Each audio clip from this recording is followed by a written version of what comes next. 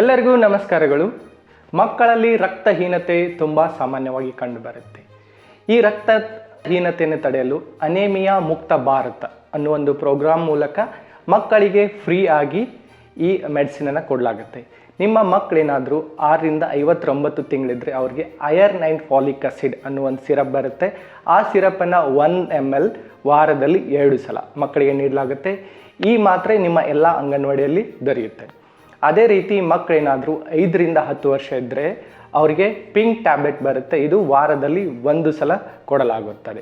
ಮಕ್ಕಳೇನಾದರೂ 10ರಿಂದ 19 ವರ್ಷ ಇದ್ದರೆ ಅವರಿಗೆ ಬ್ಲೂ ಟ್ಯಾಬ್ಲೆಟ್ ಇದು ಕೂಡ ವಾರದಲ್ಲಿ 1 ಸಲ ಕೊಡಲಾಗುತ್ತೆ. ಈ ರೀತಿ ಈ ಮಕ್ಕಳಿಗೆ ಈ ಟ್ಯಾಬ್ಲೆಟನ್ನು ನೀಡಿದರೆ ಅವರಲ್ಲಿ ರಕ್ತಹೀನತೆಯನ್ನು ತಡೆಯಬಹುದು.